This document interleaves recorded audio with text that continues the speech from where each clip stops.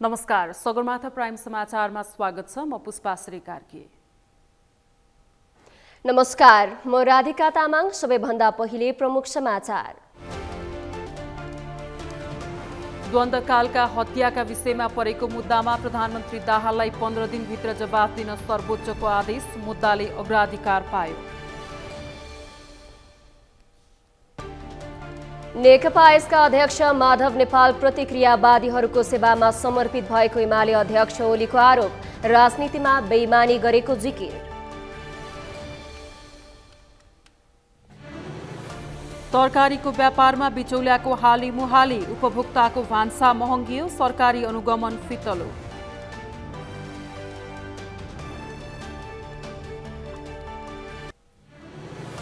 चिनिया कम्युनिस्ट पार्टीका महासचिव सी जिनपिङ चीनको राष्ट्रपतिमा निर्वाचित। राष्ट्रिय जनकङ्ग्रेसको 14औं महाधिवेशनबाट अनुमोदन।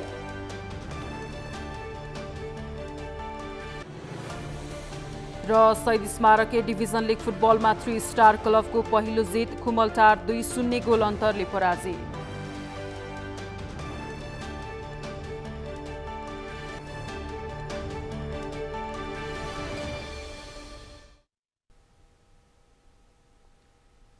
प्राइम समाचार अब विस्तारमा। सर्वोच्च अदालतले प्रधानमन्त्री पुष्पकमल दाहाल विरुद्ध परेको रिटमा कारण देखाउ आदेश जारी गरेको छ। सर्वोच्च अदालतका न्यायाधीश ईश्वर खतिवडाको एकल इजलासले आज 15 दिनभित्र आफै उपस्थित भएर वा प्रतिनिधि मार्फत लिखित जवाफ दिन प्रधानमन्त्री दाहाललाई आदेश दिएको हो। निवेदक ज्ञानेन्द्र राज आरण लगायतले द्वन्द्वकालमा भएका हत्याका विषयमा माओवादी अध्यक्ष दाहाललाई जिम्मेवार रहेको आरोप लगाउँदै सर्वोच्च अदालतमा रिट दायर गर्नुभएको थियो। तर ज्ञानेन्द्र राज आरणको माग बमोजिम अन्तरिम आदेश भने जारी भएको छैन। आजको इजलासले मुद्दालाई अग्राधिकार दिन भनेको छ। अदालतको फैसलापछि सर्वोच्च अदालतका प्रवक्ता विमल पौडेलले यसबारेमा जानकारी गराउनु भएको थियो। उठान गरी न्याय र परिपूर्ण सम्बन्धी कानुनी उपचारका सन्दर्भमा प्रस्तुत रिट निवेदन पर्न आएको कुरा निवेदन बेहोराबाट देखियो। तसर्थ यसमा के कसो भएको हो, निवेदकको माग बमोजिमको आदेश किन जारी हुनु नपर्ने हो, माग बमोजिमको आदेश जारी हुनु नपर्ने भए सोको आधार र कारण सहित बाटोको म्याद बाहेक 15 दिनभित्र प्रत्यर्थी नम्बर 1 ले आफै वा कानुन बमोजिमको प्रतिनिधि मार्फत र अन्य प्रत्यर्थीहरूले महाधिवक्ताको कार्यालय मार्फत लिखित जवाफ पेश गर्नु भनी यो आदेश र निवेदनको प्रतिलिपि एक प्रति सहित म्याद सूचना जारी गरी रिटपूर्वक तामेल गराई म्यादभित्र लिखित जवाफ परेपछि वा पर्ने अवधि नागेपछि नियमअनुसार पेश गर्नु। निवेदनमा उठाइएका विषयको महत्त्व, गम्भीरता र संवेदनशीलता प्रति दृष्टिगत गर्दा प्रस्तुत विषयको निरूपण छिटो छरितो रूपमा गर्न मनासिब देखिएकाले सर्वोच्च अदालत नियमावली 2074 को नियम 73(1) बमोजिम अग्राधिकार दिएको अदालतले बताएको छ।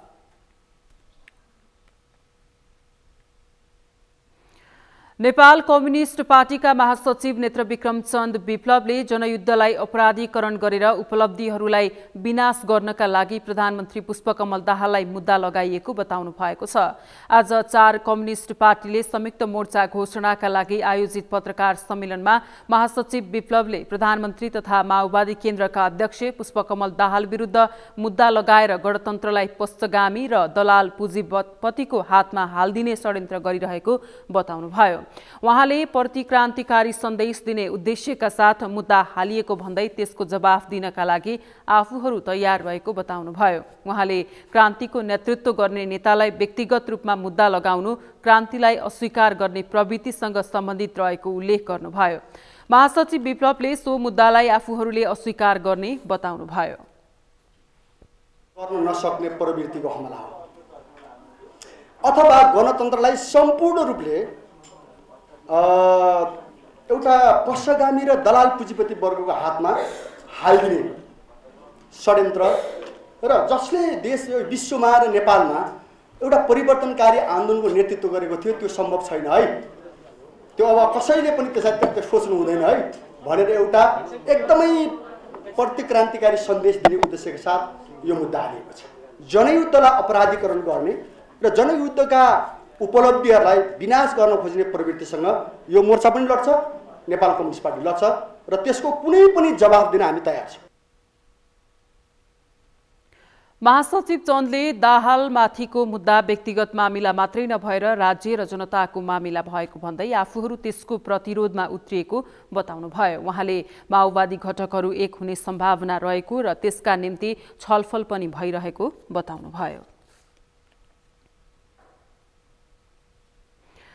नेकपा एमालेका अध्यक्ष एवं पूर्व प्रधानमन्त्री केपी शर्मा ओलीले माधव नेपाल प्रतिक्रियावादीहरूको सेवामा समर्पित भएर लागि परेको आरोप लगाउनु भएको छ। विधि र प्रक्रिया भन्दै नेपालले प्रतिक्रियावादीहरूको सेवाका लागि पार्टी विभाजन गरेर उनीहरूलाई चोइटो बुझाएको अध्यक्ष ओलीको जिकिर थियो। आज ललितपुरको च्यासल स्थित एमाले केन्द्रीय कार्यालयमा आयोजित पार्टी निकट नेपाल खेलकुद महासंघको नवनिर्वाचित केन्द्रीय कमिटिको शपथ ग्रहण समारोहमा उहाँले राजनीतिमा इमानदार प्रयास नगरेका कारण माधव नेपालहरूले सफलता हासिल गर्न नसकेको तर्क समेत गर्नुभयो। अध्यक्ष ओलीले 2/3 पुगेको नेकपालाई कमजोर बनाएर प्रचण्ड माधव नेपालहरूले राजनीतिमा बेइमानी गरेको बताउनुभयो। फल खेल्नेहरूले 2/3 झन्डै पुगेको पार्टीलाई कमजोर बनाए, 2/3 को हैसियतमा पुगेको आन्दोलनलाई विभाजित गराए, विधि प्रक्रिया भन्दै प्रतिक्रियावादीहरूको सेवामा समर्पित भएर पार्टी फुटाएर लगेर चोइटो प्रतिक्रियावादीहरूलाई बुझाउने दुश्चेष्टा गरे, सबै गरे। तर तिनीहरूले वास्तविक सफलता प्राप्त गर्न सकेनन्। उनीहरूको सफलता डिस्ट्रक्सनमा हुन्छ, क्रिएसनमा हुँदैन। क्रिएसनमा सफलता प्राप्त गर्नका लागि अभ्यासद्वारा श्रेष्ठता हासिल गर्नुपर्छ। अध्यक्ष ओलीले खेलाडीहरूलाई पनि फल खेलेर श्रेष्ठता हासिल हुन्छ भन्ने भ्रम नपाल्न आग्रह गर्नुभयो। निरन्तरको इमानदार प्रयासबाट मात्रै सफलता हासिल गर्न सक्ने उल्लेख गर्दै उहाँले सोही अनुसार अघि बढ्न खेलाडीहरूको ध्यानकर्षण गराउनुभयो। साना 4 कम्युनिस्ट पार्टीहरूले संयुक्त मोर्चाको घोषणा गरेका छन्। आज काठमाडौँमा पत्रकार सम्मेलनको आयोजना गर्दै 4 साना कम्युनिस्ट पार्टीहरूले संयुक्त मोर्चाको घोषणा गरेका हुन्। नेत्रविक्रम चन्द विप्लव नेतृत्वको नेपाल कम्युनिस्ट पार्टी, ऋषिराम कट्टेल नेतृत्वको नेपाल कम्युनिस्ट पार्टी, विश्वभक्त दुलाल नेतृत्वको वैज्ञानिक समाजवादी कम्युनिस्ट पार्टी, नेपाल र कर्णजित बुढाथोकी सुशील नेतृत्वको नेकपा माओवादी समाजवादी पार्टीले संयुक्त मोर्चाको घोषणा गरेका हुन्। मोर्चाको नाम समाजवादी देशभक्त मोर्चा हुने बताइएको छ। नेपाल कम्युनिस्ट पार्टीका महासचिव विप्लवले मोर्चाले साम्राज्यवादी अतिक्रमण र हस्तक्षेपको विरुद्धमा स्वाधीनताको नेतृत्व गर्ने बताउनु भएको छ। उहाँले देश गोल चक्करमा फसिरहेको भन्दै देशलाई अग्रगमनको मार्गमा लाने प्रयत्न गरिने पनि बताउनुभयो। आज नेपालमा भएका विकेन्द्रित टुटफुटहरूलाई कसले एकताबद्ध गर्ने? आज गोलचक्करमा फसिरहेको आन्दोलनलाई हैन एउटा सुस्पष्ट मार्गमा कसले हिँडाउने? आज सङ्कटग्रस्त भएको देशलाई कसले निकासतिर लैजाने? आज एउटा साम्राज्यवादीहरूको अतिक्रमण हस्तक्षेप छ देशमा, त्योबाट स्वाधीनतातिर कसले लिएर जाने? आज हामी हेर्छौँ यथास्थितिवाद विभिन्न ढङ्गले चाहिँ षड्यन्त्रमा सक्रिय छ। यथास्थितिलाई क्रान्तिमा कसले बदल्ने? यो ठुल्ठुला बहस थिए र हामीले आँट गरेका छौँ, हामी सहमत भएका छौँ, एकरूपमा गएका छौँ कि यो संयुक्त मोर्चा समाजवादी देशभक्त संयुक्त मोर्चा जो बनेको छ, हाम्रो मोर्चा जो बनेको छ, यो मोर्चाले एउटा देशको यो विकेन्द्रित स्थितिलाई एकताबद्ध गर्नेले पहल गर्नेछ। मोर्चाले केन्द्रीय समिति बनाउने र केन्द्रीय समितिमा अध्यक्ष मण्डल रहने जनाएको छ। अध्यक्ष मण्डलले अध्यक्ष तोक्ने र अध्यक्षको कार्यकाल 1 वर्षको हुने नेकपाका प्रवक्ता खड्गबहादुर विश्वकर्माले जानकारी दिनुभयो।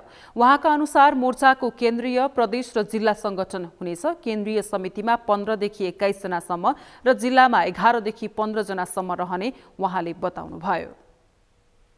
केन्द्रीय समिति हुनेछ। केन्द्रीय समितिमा अध्यक्ष मण्डलको व्यवस्था हुनेछ। अध्यक्ष मण्डलमा पार्टीका प्रमुख नेतृत्व रहनेछन्। अध्यक्ष मण्डलले अध्यक्ष तोक्नेछ। अध्यक्षको कार्यावधि 1 वर्षको हुनेछ। संयुक्त मोर्चाको केन्द्रीय, प्रदेश र जिल्लाको निकाय रहनेछ। आवश्यकतामा स्थानीय तहसम्म गठन गर्न सकिनेछ। संयुक्त मोर्चाको केन्द्रीय समितिको आकार 15 देखि 21 जना र प्रदेश तथा जिल्लाको आकार 11 देखि 15 जनासम्मको रहनेछ। मोर्चाले राष्ट्रिय स्वाधीनता सम्बन्धी, वैज्ञानिक समाजवाद तथा जनवाद सम्बन्धी, जनजीविका सम्बन्धी र विभिन्न सङ्घर्षका कार्यक्रम गर्ने उहाँले बताउनुभयो।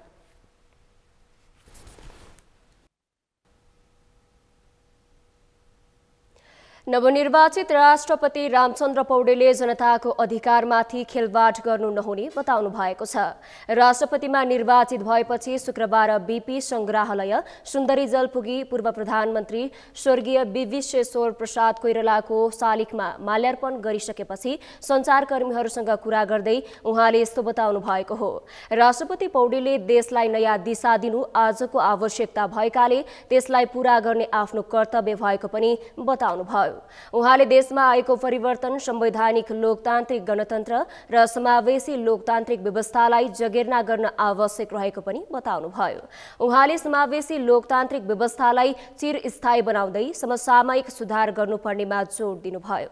राष्ट्रपति पौडेलले देशलाई राजनीतिक स्थायित्व आवश्यक रहेको भन्दै जनताको निराशालाई आशामा परिवर्तन गर्ने प्रतिबद्धता जनाउनुभयो। गणेशमान सिंह, कृष्ण प्रसाद भट्टराई, योगेन्द्रमान शेरचंद, जीवन सिंह राई, रामनारायण मिश्र जो यो सुन्दरीजल जेलमा धेरै वर्षसम्म 8 वर्षसम्म बन्दी जीवन बिताउनु भयो। आज त्यो ठाउँमा मैले नेपालको राष्ट्रपति बनेपछि पहिलो पटक आएर श्रद्धाञ्जली सम्मान व्यक्त गर्ने, नेताहरूप्रति सम्मान व्यक्त गर्ने अवसर पाएँ र यो लोकतन्त्र, यो जनताको राज्यको लागि, जनताको हातमा सम्पूर्ण सत्ता ल्याउनको लागि नेताहरूले जुन बलिदान गर्नुभयो, जुन योगदान गर्नुभयो, जसरी चाहिँ एउटा देशलाई एउटा नयाँ दिशा देखाउनु भयो, आज त्यो चाहिँ कुरालाई साकार पार्ने मेरो कर्तव्य हो र देशमा आएको परिवर्तन संवैधानिक लोकतान्त्रिक गणतन्त्र। राष्ट्रपति पौडेलले देशले सुशासन खोजेको भन्दै सबैले त्यसतर्फ ध्यान दिनुपर्ने आवश्यकता औल्याउनुभयो। उहाँले संग्रहालयमा वृक्षारोपण गर्नुका साथै संग्रहालयको अवलोकन गर्नुभएको थियो। पौडेल बिहिबार भएको राष्ट्रपति निर्वाचनमा प्रतिस्पर्धी नेकपा एमालेका उपाध्यक्ष सुभाष चन्द्र नेङवाङलाई पराजित गर्दै निर्वाचित हुनुभएको थियो। नेपाली कांग्रेसका नेता मिनेन्द्र रिजालले नवनिर्वाचित राष्ट्रपति रामचन्द्र पौडेलले गठबन्धनको सहमति कार्यान्वयन गर्ने राष्ट्रपतिको रूपमा काम गर्न नहुने बताउनु भएको छ। नेता रिजालले नवनिर्वाचित राष्ट्रपति पौडेलले संविधानभन्दा बाहिर गएर गठबन्धन राजनीतिको साक्षीमा रूपमा काम नगर्ने स्पष्ट पार्नु भएको हो। उहाँले गठबन्धनमा भएका शर्तहरूको जिम्मा राष्ट्रपतिले लिएर सोही अनुसार भूमिका गर्नुपर्ने भन्ने नसोच्ने प्रधानमन्त्री पुष्पकमल दाहाललाई सुझाव दिनुभयो। गठबन्धनका बीचमा भएका शर्तहरू कार्यान्वयन गर्ने जिम्मेवारी राष्ट्रपतिको नभएको उहाँको भनाइ छ। नेता रिजालले गठबन्धनका बीचमा भएका सहमति कार्यान्वयन पार्टीले गर्ने र त्यसका लागि नेपाली कांग्रेस इमानदार हुने बताउनुभयो। भन्ने भाव रह्यो। त्यस्तो राष्ट्रपति बन्यो भने प्रधानमन्त्रीले संविधानले दिएको भूमिका गर्न सक्दैन भन्ने प्रचण्डजीको मनमा संशय पनि त्रास पनि पैदा भयो। त्यो संशय र त्रासबाट उहाँले अर्को राजनीतिक गठबन्धन खोजी गर्नुभयो, पुरानो गठबन्धनमा फिर्ता आउन कोसिस गर्नुभयो। कांग्रेसलाई पनि त्यत्रो क्षतिबाट निस्किनलाई, उम्किनलाई न्यूनीकरण गर्नका लागि नयाँ बाटो खोजी गर्नुपर्ने थियो। दुईटै स्वार्थ मिल्यो। हाम्रो पार्टीको पनि उहाँसँग स्वार्थ मिल्यो। त्यस अर्थमा उहाँलाई हामीले समर्थन गर्यौँ। त्यस अर्थमा उहाँको समर्थनबाट रामचन्द्र पौडेल राष्ट्रपति निर्वाचित हुनुभएको छ। तर हामी सबैले बुझ्नुपर्ने कुरा के हो भन्दा रामचन्द्र पौडेलले संविधानभन्दा बाहिर गएर यो गठबन्धनको राजनीतिको साक्षीका रूपमा, यो गठबन्धनको सहमतिलाई कार्यान्वयन गर्ने राष्ट्रपतिको रूपमा काम गर्नुहुन्न। लामो राजनीतिक जीवन 60 वर्षभन्दा लामो राजनीति गरे व्यक्तिले यो संविधानभन्दा बाहिर गएर जीवनको यो समयमा गर्नुहुन्छ मलाई लाग्दैन। उहाँको आजसम्मको काम गर्ने शैलीबाट मैले सुरुमा पनि भने त्यसो उहाँले गर्नुहुने छैन। उहाँले राष्ट्रपति पौडेल गठबन्धनको परिधिभित्र नबस्ने बताउनु भएको छ। पौडेल आफ्नो पूर्व पार्टी नेपाली कांग्रेसको परिधिभित्र पनि नबस्ने स्पष्ट पार्नुभयो। संविधानको प्रति परिधिभित्र बस्ने र संविधानको भावना भन्दा बाहिर गएर कुनै भूमिका नखेल्ने उहाँले विश्वास व्यक्त गर्नुभयो। नेता रिजालले प्रधानमन्त्री पुष्पकमल दाहालले माओवादी पृष्ठभूमिका नेताहरूलाई मिलाएर सोही अनुरूपको राजनीतिक धार बोकेका कांग्रेसले साथ दिन नसक्ने चेतावनी पनि दिनुभयो।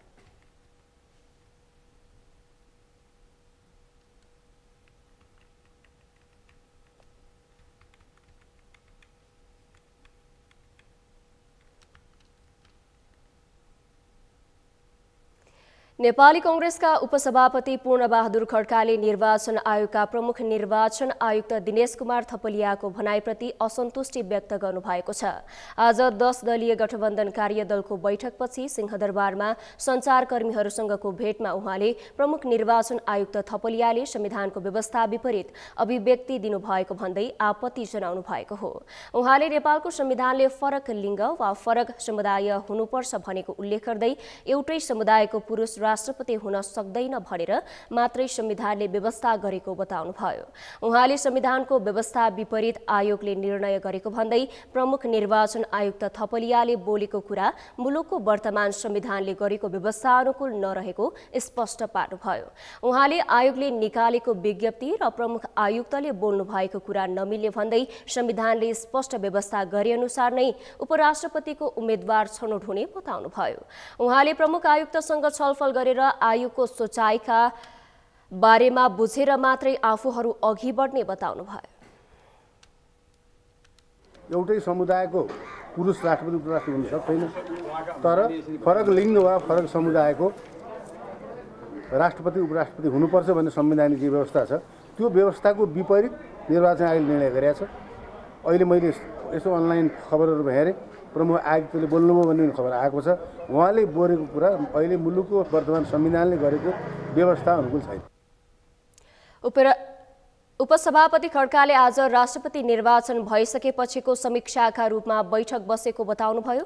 उहाँले राष्ट्रपति निर्वाचनमा आफ्नो उम्मेद्वारलाई जिताउन सहयोग गर्ने दल, कर्मचारी, निर्वाचन आयोग र सञ्चारकर्मीहरूलाई धन्यवाद ज्ञापन गर्ने निर्णय गरेको बताउनुभयो। उहाँले 10 दलीय गठबन्धनमा उपराष्ट्रपतिका बारेमा कुनै छलफल नभएको भन्दै दलहरूका प्रमुख नेताहरूको बैठकपछि मात्रै उम्मेद्वारको टुङ्गो लाग्ने स्पष्ट पार्नुभयो। सगरमाथा प्राइम समाचारमा अब पालो विश्रामपछि तरकारीको व्यापारमा बिचौलियाको हाली मुहाली, उपभोक्ताको भान्सा महँगियो, सरकारी अनुगमन फितलो।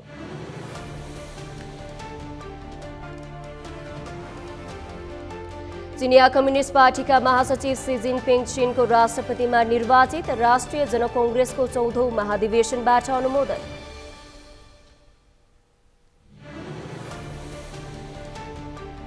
र शहीद स्मारक ए डिभिजन लिग फुटबलमा 3 स्टार क्लबको पहिलो जित, खुमलटार 2-0 गोल अन्तरले पराजित।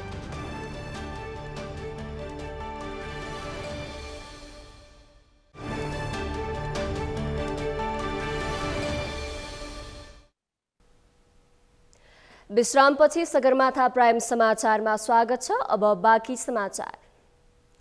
राष्ट्रपतिको निर्वाचन सकिएसँगै दलहरूको ध्यान उपराष्ट्रपतिमा केन्द्रित भएको छ। आगामी चैत 3 गते हुने उपराष्ट्रपतिको निर्वाचनका लागि सत्ताधारी दलहरू छलफलमा जुटेका छन्। नयाँ समीकरण बन्दाको सहमति अनुसार उपराष्ट्रपति आफूहरूले पाउने भन्दै जसपाले प्रतिनिधि सभा सदस्य रामसहाय प्रसाद यादवलाई उपराष्ट्रपतिको उम्मेद्वार बनाउने निर्णय गरेको छ। तर सत्ता घटकका अन्य दलहरूले भने उपराष्ट्रपतिमा कुनै सहमति नभएको दावी गरेका छन्। अमृत ठकालको रिपोर्ट। राष्ट्रपतिको निर्वाचन सम्पन्न भएसँगै दलहरूको ध्यान उपराष्ट्रपतिको निर्वाचनमा केन्द्रित भएको छ। आगामी फागुन 3 गते हुने उपराष्ट्रपतिको निर्वाचनलाई लिएर 8 दलीय गठबन्धनभित्र मतभेद सुरु भएको छ। 8 दलीय समीकरण बन्दा उपराष्ट्रपति आफूहरूलाई दिने सहमति भएको भन्दै जनता समाजवादी पार्टीले प्रतिनिधि सभा सदस्य समेत रहेका रामसहाय यादवलाई उपराष्ट्रपतिको उम्मेद्वार बनाउने निर्णय गर्यो। तर सत्ता गठबन्धनका अन्य दलहरूले भने उपराष्ट्रपतिका विषयमा कुनै छलफल नभएको दावी गरेका छन्। शुक्रबार नेपाली कांग्रेसका उपसभापति पूर्णबहादुर खड्काले उपराष्ट्रपति जसपालाई दिने सहमति नभएको प्रतिक्रिया दिए। कांग्रेस उपसभापति खड्काको प्रतिक्रियापछि जसपा झस्किएको छ। नेपाली कांग्रेसबाट का व्यक्ति भनौँ न एउटा मान्यजीले जसरी बोल्नुभयो त्यो भनेको चाहिँ हामीलाई चाहिँ कस्तो लाग्छ भने उहाँले आफ्नै पार्टीमा पनि सहकार्य नगरिकन बोल्नुभएको उहाँको व्यक्तिगत धारणा हो।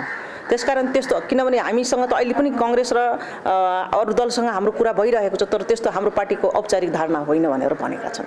नेकपा माओवादी केन्द्रका महासचिव देव गुरुङले उपराष्ट्रपतिको उम्मेद्वार महिला हुनुपर्ने भन्दै दिइएको प्रतिक्रियाले पनि जसपा झस्किएको छ। गठबन्धनभित्र उपराष्ट्रपतिका विषयमा कुनै छलफल नभएको दाबी गरेका नागरिक उन्मुक्ति पार्टी र जनमत पार्टीले पनि उपराष्ट्रपतिमा दाबी गरेका छन्। उपराष्ट्रपतिका विषयमा दलहरूका फरक फरक धारणा सार्वजनिक भएका बेला कतै चैत 3 अगावै गठबन्धन फुट्ने त होइन भन्ने संशय पनि व्यक्त हुन थालेको छ। यद्यपि गठबन्धनका दलहरूले भने उपराष्ट्रपतिकै विषयले गठबन्धन नफुट्ने दाबी गरेका छन्। अहिलेसम्म चाहिँ उपराष्ट्रपतिको विषयमा 8 दलीय गठबन्धनमा कुनै पनि कुराकानी भएको अवस्था छैन। अब यद्यपि यहाँले भने जस्तो जसपाले दावेदारी प्रस्तुत गरेको देखिन्छ। हिजो जसपाको कार्यकारिणी समितिको बैठकले आफ्नो तर्फबाट उम्मेदवार घोषणा गरेको देखिन्छ। यद्यपि गठबन्धनमा कुरा नभएको हुनाले अहिले नै कसको उपराष्ट्रपति हुने वा नहुने भन्ने कुरा टुङ्गिएको छैन। तर यदि अब गठबन्धनभित्रै यदि कुनै एकजना व्यक्तिमा सहमति भयो भने त्यो व्यक्तिलाई नै हामी सबै मिलेर अगाडि बढाउँछौँ, जिताउँछौँ। गत फागुन 12 गते 8 दलबीच राष्ट्रपतिमा नेपाली कांग्रेसलाई समर्थन गर्ने सहमति हुँदा उपराष्ट्रपति आफूहरूलाई दिने सहमति भएको जसपाको दाबी छ। पार्टीको भागमा परेको उपराष्ट्रपतिमा प्रतिनिधि सभा सदस्य रामसहाय प्रसाद यादवलाई उम्मेद्वार बनाउने जसपाले निर्णय गर्यो। यादव उपराष्ट्रपतिको उम्मेद्वार बन्दा एमालेले पनि उम्मेदवारी नदिने र दिए पनि 8 दलको समर्थनमा उनले सहजै जित्ने जसपाको नेताहरूको बुझाइ छ। यदि यादव उपराष्ट्रपतिमा निर्वाचित भए उनी निर्वाचित भएको 12 क्षेत्र नम्बर 2 मा उपनिर्वाचन गर्नुपर्ने हुन्छ भने गत मङ्सिरमा सप्तरी 2 बाट पराजित अध्यक्ष उपेन्द्र यादव 12 क्षेत्र नम्बर 2 बाट उपनिर्वाचन लड्ने तयारी गरेका छन्। तर शुक्रबार निर्वाचन आयोगले राष्ट्रपतिमा पुरुष निर्वाचित भइसकेकाले अब उपराष्ट्रपतिको निर्वाचनमा महिला मात्रै उम्मेद्वार हुन पाउने निर्णय गर्दा जसपा सङ्कटमा परेको छ। सगरमाथा टेलिभिजनका लागि क्यामेरामा मिनराज गोरालका साथमा अमृत ढकाल, काठमाडौँ।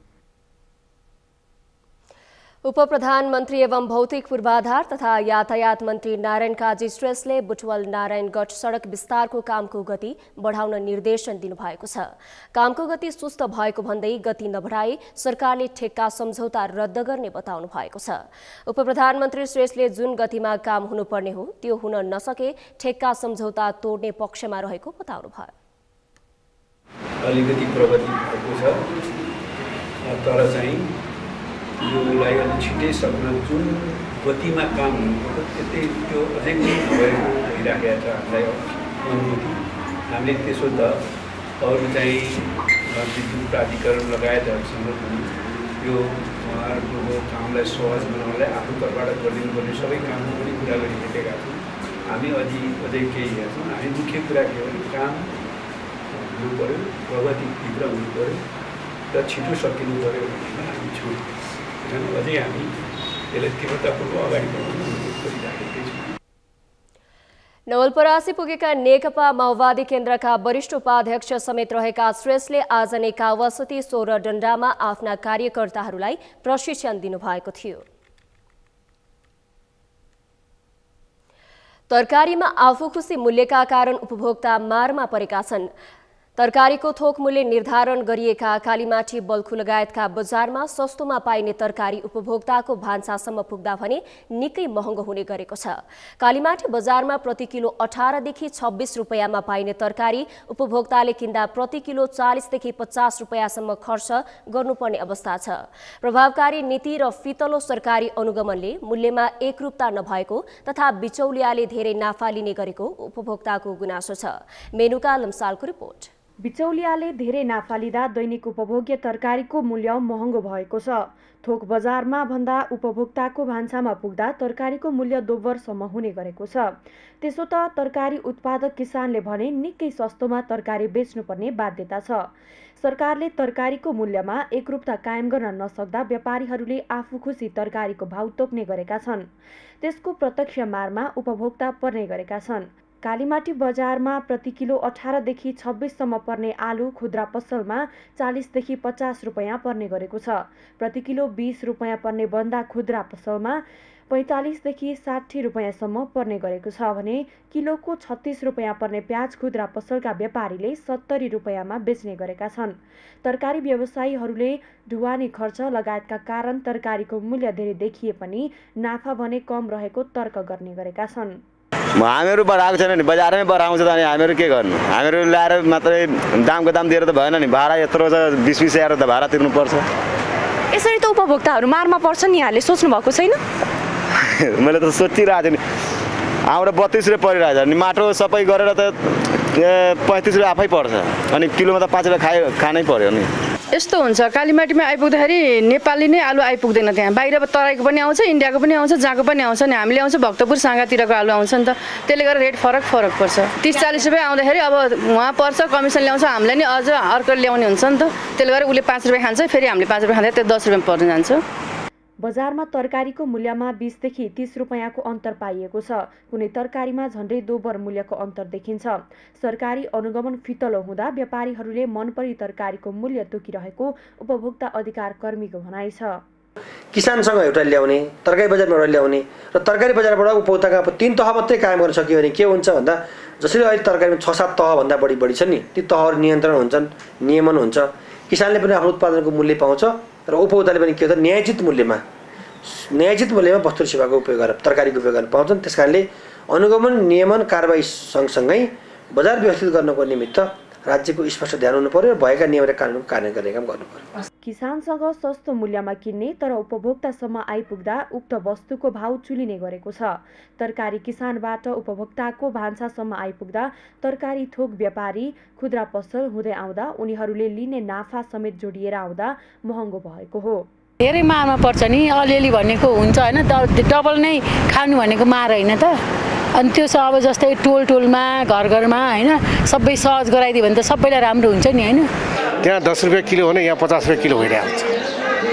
अब कति फरक कति त्यो हो कि, त्यसकारण अब हामीले हेर्नुपर्ने, अब नेपाल सरकारले हेर्नुपर्ने मेन चाहिँ हामीले चाहिँ शीत भण्डार चाहियो कि मेन सबभन्दा यो हामीले यो यताको कम्पेयर उताको कम्पेयर गर्नुभन्दा पनि कोल्ड स्टोरेज भयो भने त्यो त समयअनुसार चाहिँ ठ्याक्क चाहिँ कोल्ड स्टोर गर्न सकियो। किसानले तरकारीको मूल्य नपाएको गुनासो आइरहँदा उपभोक्ता भने महँगो मूल्य तिर्न बाध्य छन्।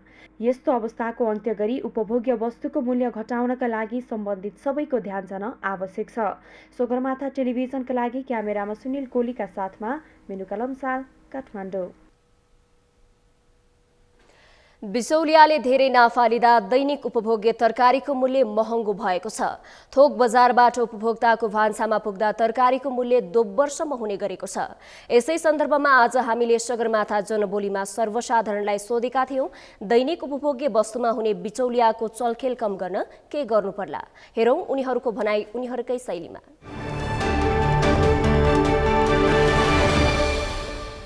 यसको लागि चाहिँ हामीले सोच्दाखेरि चाहिँ अब तरकारी उत्पादन गर्ने ठाउँबाट चाहिँ हैन, जुन तरकारी किसानहरूले उत्पादन गर्छन् नि, तरकारी उत्पादन गर्ने ठाउँबाट चाहिँ बिचौलियाहरूलाई त्यो मौका नदिकन चाहिँ किसानहरूले सबै मिलेर एउटा सङ्घ संस्था जस्तै केही खोलेर किसानहरूले मिलेर चाहिँ यो बजारसम्म ल्याएर आफैले बेच्ने व्यवस्थाहरू मिलाएर अनि यो किसानहरूले डाइरेक्ट यहीँ ल्याएर गर्यो भनेदेखि चाहिँ अब किसानहरूलाई नि सजिलो हुन्छ, उनीहरूले नि तरकारीको मूल्य पाउन सक्छन्। किसानहरूले त अब बिचरा तिनीहरूले सबै खेतीपाती गर्नु पर्यो, दुःख गर्नु पर्यो, दुःख गरे अनुसारको छैन, ल्याएर कुनै बेलामा फ्याँक्नु पनि पर्छ होइन, फाल्नुपर्छ, कुनै बेलामा पाउँछन्। अब कतिपय बजारमा उधारो लिँदेको हुन्छ, किसानहरूले पैसा पाएको हुँदैन, होलसेलमा पनि होलसेलरले उधारो राख्छ अनि फुटकरमा दिन्छ, फुटकरहरूले डबल फाइदा गरेर बेच्छ होइन।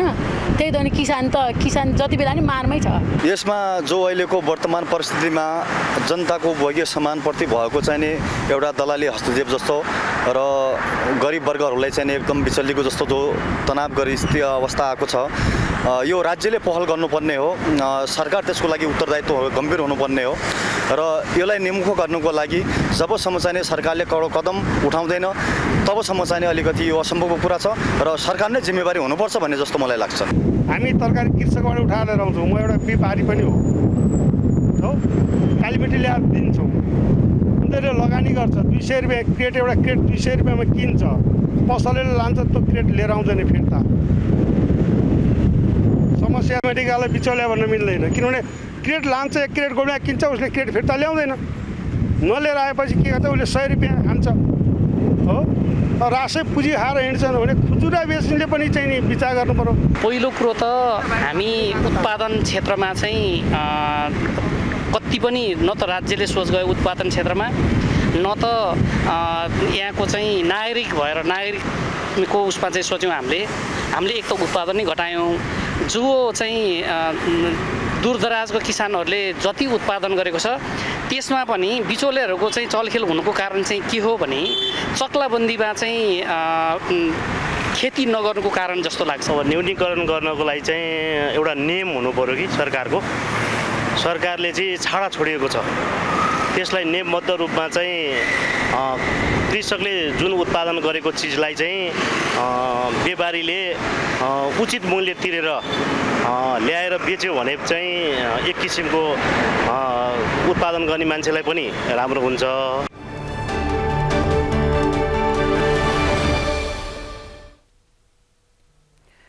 पछिल्लो समय नेपालका हवाई आकाश असुरक्षित बन्दै गएका छन्। बिहीबार बिहान 9:30 बजे काठमाडौँबाट भैरहवा उडेको श्री एयरलाइन्सको जहाजको इन्जिनमा समस्या आएपछि आकाशमै आगोको संकेत देखियो। यही फागुन 18 गते पनि नेपालगञ्जबाट बाजुरा उडेको तारा एयरको जहाजको ढोका आकाशमै खुल्यो। नेपाली आकाशमा हुने गरेका ज्यानै लिने दुर्घटना बाहेक बेला-बेलामा जहाजमा देखिने सानातिना त्रुटिले समेत नेपालको आकाश असुरक्षित छन् भन्ने पुष्ट हुँदै आएको छ। यशोदा भण्डारीको रिपोर्ट। पछिल्लो समय नेपालको हवाई यात्रामा एकपछि अर्को अप्रिय घटनाहरू हुँदै आएका छन्। पोखरामा भएको यति एयरलाइन्सको जहाज दुर्घटनाको घाउ पुरिन नपाउँदै बिहीबार मात्रै काठमाडौँबाट भैरहवाका लागि उडेको श्री एयरलाइन्सको जहाजको दाहिने इन्जिनमा आगो लागेको संकेत आएपछि जहाज फेरि फर्काइयो। नागरिक उड्डयन प्राधिकरणका अनुसार इन्जिन खोलेर हेर्दा इन्जिनमा समस्या नआएको र जहाजको ककपिटमा गलत संकेत आएको पाइएको छ। किन चाहिँ प्रब्लम रिपिट भइरहेछ भन्ने कुरा यो हामी पनि आफ्नो आन्तरिक इन्भेस्टिगेसन गरि नै रहेछौँ। श्री एयरलाइन्सकै योभन्दा अगाडि पनि थुप्रै दुर्घटनाहरू भएका छन्। 2078 असोज 19 गते त्रिभुवन अन्तर्राष्ट्रिय विमानस्थलमा श्री एयरलाइन्सको जहाज दुर्घटना। नेपालगञ्जका लागि उडान भर्ने तयारीमा रहेको श्रीको जहाज रनवेमा धसिएपछि दुर्घटना अझै ताजै छन्। यस्तै 2075 साउन 16 गते पनि चितवनबाट बिरामी लिएर काठमाडौँ आउँदै गरेको श्री एयरलाइन्सको हेलिकप्टर मौसममा आएको खराबीसँगै नुवाकोटको ककनीमा आकस्मिक अवतरण गराइएको थियो। 2073 कार्तिक 20 गते पनि श्री एयरलाइन्सको हेलिकप्टर त्रिभुवन विमानस्थलमा दुर्घटना भएको थियो। यस्तै यही फागुन 18 गते नेपालगञ्जबाट बाजुराका लागि यात्रा बोकेर उडेको तारा एयरको जहाजको ढोका विमानस्थल नपुग्दै आकाशमै खुल्यो। छोड्नुहुन्न, यो मेरो यो तेरो यो फलानु कसको भनेर छोड्नुहुन्न। त्यो चाहिँ उहाँहरू बढी जस्तो चाहिँ डकुमेन्टमा बढी भइरहेछ मैले देखेको। डकुमेन्ट भन्दा पनि पर्सनल्ली फिजिकल्ली त्यसलाई भेरिफाई गर्दै जाने र त्यस्तो खालि डकुमेन्ट मात्रै नहेरिकन त्यहाँको व्यक्तिगत रूपमा र अफिसियल भिजिट गरेर अझ बढी चाहिँ मोनिटर गर्दाखेरि सर्भिलेन्स बढी भयो भने उहाँलाई अलिकति तर्साउने डराउने अथवा नियमअनुसार भयो कि भएन भने क्रस चेक गर्ने यी विभिन्न कुराहरूले गर्ने हो भने मेरो विचारमा नेपालको एभिएसनमा अब बिस्तारै फड्को मार्न सक्छ र यो क्रास चाहिँ धेरै कम होला जस्तो लाग्छ मलाई। नेपालको हवाई आकाश किन समय समयमा असुरक्षित बनिरहेका छन् यसमा उड्डयन प्राधिकरण नै स्पष्ट छैन। यो अझै अध्ययनकै विषय रहेको प्राधिकरणको भनाइ छ। तर यसमा जहाज सुरक्षित बनाउन सम्बन्धित एयरलाइन्सका एरोनोटिकल इन्जिनियर र निगरानी गर्ने नियामक निकाय उड्डयन प्राधिकरण पनि चनाखो हुन आवश्यक छ। सगरमाथा टेलिभिजनका लागि क्यामेरामा सन्तोष चन्दका साथमा यशोदा भण्डारी, काठमाडौँ। श्री एयरलाइन्सका सबै जहाजलाई ग्राउन्डेड गरेर परीक्षण थालिएको छ। बिहान 78 जना यात्रु बोकेर काठमाडौँबाट भैरहवा जाँदै गरेको श्री एयरलाइन्सको जहाजको दायाँ इन्जिनमा आगो लागेको संकेत देखा परेपछि विमानलाई त्रिभुवन अन्तर्राष्ट्रिय विमानस्थलमा आपतकालीन अवतरण गराइएको थियो। विमानमा समस्या देखिएपछि सबै विमानको परीक्षण थालिएको हो। यशोदा भण्डारीको रिपोर्ट। बिहीबार काठमाडौँबाट 78 जना यात्रु बोकेर भैरहवा जाँदै गरेको श्री एयरलाइन्सको जहाजको दायाँ इन्जिनमा आगो लागेको संकेत देखिएपछि जहाजलाई त्रिभुवन अन्तर्राष्ट्रिय विमानस्थलमा आपतकालीन अवतरण गराइएको थियो। विमानस्थलमा अवतरण गरेपछि जहाजलाई प्राविधिकको निगरानीमा ग्राउन्डेड गरिएको थियो। उक्त जहाजलाई जाँच गर्ने श्रीका 2 प्राविधिकलाई नागरिक उड्डयन प्राधिकरणले हिजो नै निलम्बन गरेको थियो। ती प्राविधिक कर्मचारीलाई पनि निलम्बन गरेको छ, जहाज पनि निलम्बन छ। श्री एयरलाइन्सका अहिले जम्मा 8 वटा विमान र 8 वटा हेलिकप्टर सञ्चालनमा छन्। नागरिक उड्डयन प्राधिकरणका अनुसार श्री एयरलाइन्सका 8 वटै विमान ग्राउन्डेड गरिए पनि हेलिकप्टरहरू सञ्चालन गर्न पाउने बताएको छ।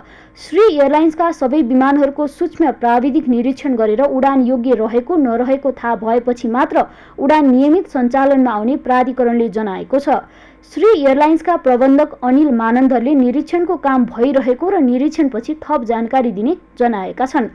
अहिले श्रीका सबै विमान ग्राउन्डेड अवस्थामा छन् र प्राधिकरण अन्तर्गतकै फ्लाइट सेफ्टी स्ट्यान्डर्ड विभागको प्राविधिक टोलीले निरीक्षण गरिरहेको छ। हिजोसम्म चाहिँ सम्बन्धित वायु सेवा कम्पनीकै प्राविधिकले जाँच गरेर उड्न योग्य छ भनेपछि छोड्ने गरेको थियो, उड्न दिने गरेको थियो। भनेपछि त्यही कर्मचारीले गरेकोमा समस्या आइसकेपछि अब प्राधिकरणले केही गर्नुपर्छ भनेर अहिले पहिलो चरणमा श्री एयरलाइन्सका सम्पूर्ण जहाजहरूमा प्राधिकरणको प्राविधिक टोलीले चेक जाँच गरिसकेपछि मात्र उडान गर्न दिने भनेर हामी निर्णय गऱ्यौँ र त्यो अनुसार नै आज बिहानदेखि नै त्रिभुवन अन्तर्राष्ट्रिय विमानस्थलमा हाम्रो प्राविधिक साथीहरू गएर चेक जाँच गरिरहनु भएको छ र उडान योग्य भएका जहाजहरू हाम्रो अर्को निर्णयपछि उडानका लागि हामी खुला गर्छौँ। श्री एयरलाइन्सका विमान योभन्दा अगाडि पनि दुर्घटनामा परेका छन्। माटोको ढिस्को छोएको थियो। हवाई उडानका क्रममा यस्ता घटनाहरू मानवीय त्रुटि साथै यान्त्रिक कारणले गर्दा हुने गर्छन्। विमान दुर्घटना भएर ज्यानै लिने घटना त छँदैछन्, तर ठूला दुर्घटना बाहेक कहिलेकाहीँ सामान्य त्रुटिले गर्दा पनि नेपाली आकाशमा हवाई उडान जोखिमयुक्त बनेको छ। जहाजमा सुरक्षित उडान गर्नका लागि सम्बन्धित एयरलाइन्सका एरोनोटिकल इन्जिनियर र निगरानी गर्ने नियामक निकाय उड्डयन प्राधिकरण चनाखो हुन आवश्यक छ। सगरमाथा टेलिभिजनका लागि क्यामेरामा गौरव खड्काका साथमा यशोदा भण्डारी, काठमाडौँ। कावसोती क्षेत्र सहरको रूपमा विकास हुँदै गरेका बेला पुरै कावसोती बजारको पिउने पानीको स्रोत रहेको थियो टरुवा ताल सङ्कटमा पर्दै गएको छ। यो तालको संरक्षणका लागि पटक पटक पहल थालिए पनि प्रगति शून्य रहेको छ। अहिले ताल अतिक्रमणको चपेटामा परेको छ। नवलपरासीबाट रामकुमार श्रेष्ठको रिपोर्ट। टरुवा ताल संरक्षण गरी यसलाई पर्यटकीय क्षेत्रको रूपमा विकास गर्ने प्रक्रिया अघि बढेको 15 वर्षभन्दा बढी भइसकेको छ, तर पनि यसले अझै पूर्णता पाउन भने सकेको छैन। करिब 213 रोपनी क्षेत्रफलमा फैलिएको टरुवा ताल संरक्षणका लागि अहिलेसम्म 30 लाख बढी खर्च भइसकेको छ। यहाँका सरकारमा बसेकाहरूलाई एउटा केवल अहिले आज आएर भन्छ तिमीहरूको ताल के भएको यस्तो भन्छ, बाहिरबाट मान्छेहरू आउँछ हेर्नलाई यस्तो किन भएको भनेर भन्छ। हामीलाई आफै लाजै मर्नु भएको छ। टरुवा ताललाई पौडी खेल्ने क्षेत्र, माछा पालन, डुङ्गा सफारी लगायतका क्षेत्रको रूपमा विकास गर्ने गरी गुरु योजना बनेको छ। टरुवा ताललाई पर्यटकीय क्षेत्रको रूपमा विकास गरिए यहाँको होटल व्यवसाय पनि थप फस्टाउने स्थानीयको भनाइ छ। त्यो सरसफाइ नभएको देख्दाखेरि चाहिँ हामीलाई एउटा पर्यटन भित्र्याउने माहौल नबनेको जस्तो देख्न बुझिन्छ हामीले। यसको लागि हामीले मासिक रूपमा हुन्छ कि हप्तामा हुन्छ कि यसलाई सरसफाइ गर्ने, चारैतर्फबाट यसलाई तटबन्ध गरेर चाहिँ नपऱ्यो मान्छेलाई तटबन्धको साथसाथै तपाईँको तल झरेर पानी छुने किसिमको एउटा बाटो बनाइयो भने मान्छेले त्यो पानीलाई पनि फिल गर्न सकोस् होइन। केही डुङ्गाहरू राखियो भने तपाईँको चाहिँ बाहिरबाट आउने पर्यटकहरूलाई यो घुम्ने माहौल, यहाँका फोटा खिच्नेदेखि लिएर यहाँको ठाउँलाई चिनाउने एउटा माहौल बनोस् होइन। त्यसले गर्दाखेरि हाम्रो बाहिरबाट आउने गेस्टलाई एउटा मेसेज यस्तो जाओस् कि नवलपुर जिल्लामा जाउँ, टरुवा तालमा घुम्न जाउँ भन्ने एउटा मेसेज गयो भने साँच्चै नै हामीले यहाँको चाहिँ नपऱ्यो नवलपुर जिल्ला भनौँ या त काउसोती नगरपालिकामा एउटा आर्थिक कारोबार पनि बढ्ने, मान्छेको चहल पहल बढ्ने। त्यसले गर्दाखेरि सबै क्षेत्रमा चाहिँ नपऱ्यो आर्थिक कारोबारको एउटा चाहिँ नपऱ्यो चलायमान बढी हुन्छ कि जस्तो मेरो महसुस छ। गत वर्ष मात्रै सङ्घीय सरकारको पर्यटन मन्त्रालय र स्थानीय सरकारको 70-30 को अवधारणा अन्तर्गत गत वर्ष 1 करोड बजेट विनियोजन गरिएको थियो। मन्दिरको संरक्षण गर्ने, पर्यटकहरू चाहिँ पुग्दाखेरि विश्राम स्थल गर्न हुने, भोटिङ गर्ने, यी सबै कुराहरू कार्ययोजनाभित्र डिपिआरभित्र देखिन्छ। सोही अनुरूपको कुराहरू हामीले यो वर्ष पनि 30-70 को कन्सेप्ट अनुसार 1 करोड रुपियाँ पालिकालाई छुट्याएको छ र कार्यान्वयन चरणमा अघिल्लै ठेक्का रद्द हुन सकेको पनि छैन।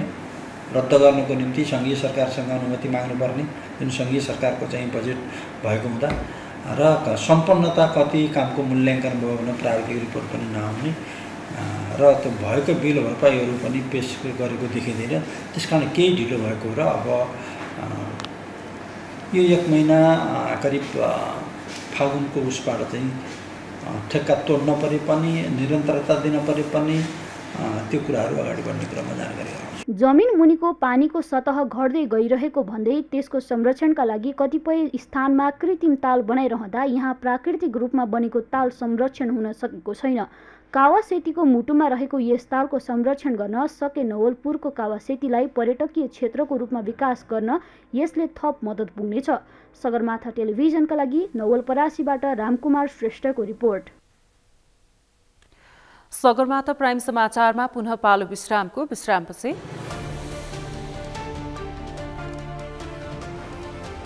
चीनिया कम्युनिस्ट पार्टीका महासचिव सी जिनपिङ चीनको राष्ट्रपतिमा निर्वाचित। राष्ट्रिय जनकंग्रेसको 14औं महाधिवेशनबाट अनुमोदन।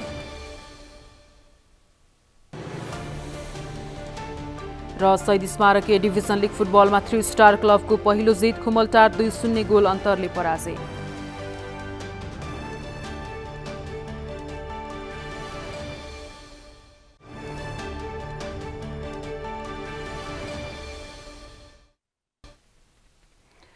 विश्रामपछि सगरमाथा प्राइम समाचारमा पुनः स्वागत छ। अब पालो अन्तर्राष्ट्रिय समाचारको।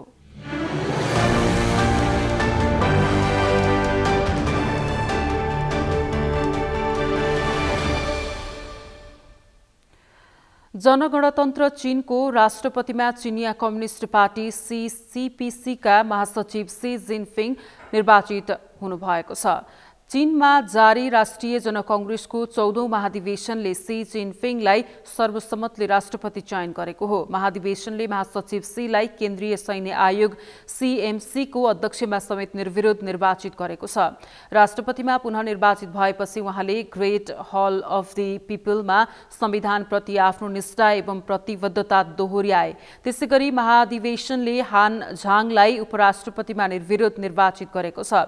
यसैबीच अमेरिकी समाचार समिति एसोसिएटेड प्रेसले गम्भीर आर्थिक चुनौतीका साथै अमेरिका र अन्य मुलुकसँग बढ्दो तनावका बीचमा तेस्रो 5 वर्षे कार्यकालका निम्ति सी जनकंग्रेसबाट अनुमोदित भएको टिप्पणी गरेको छ। उनले 2952 मत प्राप्त गर्नुभएको तथा उहाँले विपक्षीमा एक मत पनि नपरेको जनाइएको छ।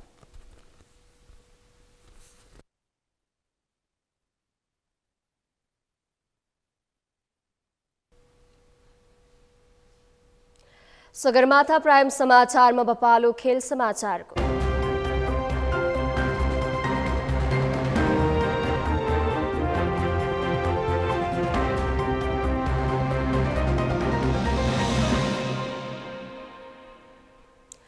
खुमलटार युथ क्लबलाई हराउँदै ललितपुरे टोली 3 स्टार क्लबले काठमाडौँमा जारी शहीद स्मारक ए डिभिजन लिग फुटबलमा पहिलो जित निकालेको छ। ललितपुर स्थित अखिल नेपाल फुटबल संघ इन्फा मुख्यालयको मैदानमा सम्पन्न आजको पहिलो खेलमा 3 स्टारले खुमलटार युथ क्लबलाई 2-0 गोल अन्तरले पराजित गर्दै जारी लिगमा पहिलो जित निकालेको हो। 3 स्टारले दोस्रो हाफमा मात्र गोल निकाल्न सफल भएको थियो भने 3 स्टारको जित अजय मार्टिन्सले नै 2 गोल गरेका हुन्। यो जितसँगै 3 स्टारले तेस्रो खेलमा पहिलो स्पष्ट जित निकाल्न सफल भएको हो। जितसँगै 3 स्टार 3 खेलमा 4 अङ्क जोडेको छ। यसै सिजन बढुवा भएको खुमलटारले भने दोस्रो हार भोगेको छ। खुमलटारले 3 खेलमा 3 अङ्क जोडेको छ। लिगमा शनिबार 3 खेल हुनेछन्। पहिलो खेल च्यासल मैदानमा विभागीय टोली नेपाल पुलिस क्लब र सङ्कटा क्लब, दोस्रो खेल दशरथ रङ्गशालामा एपीएफ क्लब र जाउलाखेल युथ क्लब तथा अन्तिम खेल साँझ दशरथ रङ्गशालामा फ्रेन्ड्स र साधुबाटो युथ क्लब बीच हुनेछ।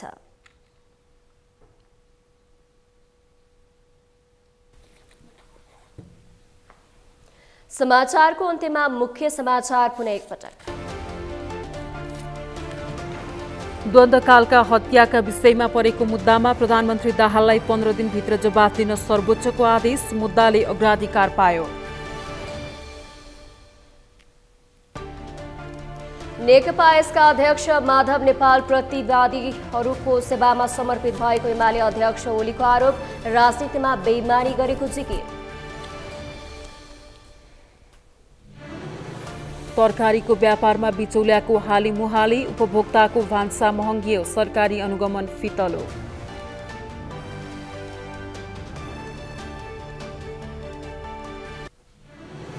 चीनिया कम्युनिस्ट पार्टीका महासचिव सी जिनपिङ चीनको राष्ट्रपतिमा निर्वाचित। राष्ट्रिय जनकंग्रेसको 14औं महाधिवेशनबाट अनुमोदन।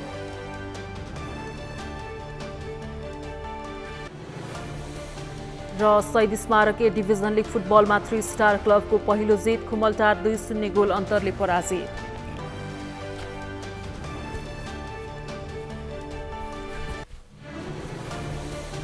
हवस् त सगरमाथा समाचार अहिलेलाई सकियो। तपाईँ समाचार बुलेटिनका साथै सगरमाथा टेलिभिजनका सम्पूर्ण कार्यक्रम www.sagarmatha.tv मा पनि पढ्न र हेर्न सक्नुहुनेछ। साथै युट्युबमा youtube.com/sagarmatha.tv नेपालमा हेर्न सक्नुहुनेछ। तपाईँ हामीलाई फेसबुकमा पनि facebook.com/stv नेपालमा फलो गर्न सक्नुहुनेछ। समाचारको शिखर नेपालको गौरव नेपालको पहिलो न्युज च्यानल सगरमाथा टेलिभिजन हेर्दै गर्नुहोला। नमस्कार।